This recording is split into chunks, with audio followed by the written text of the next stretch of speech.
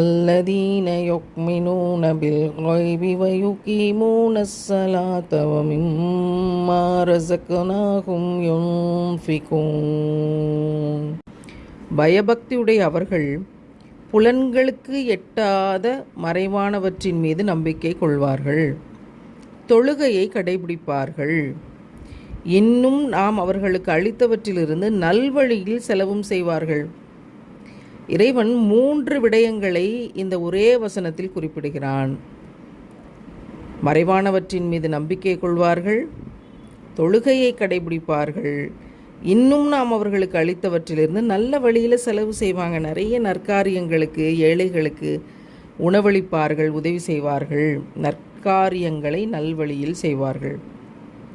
அப்போ நம்ம இதை கேட்கிற போதே இவற்றையெல்லாம் நாம் செய்கிறோமா?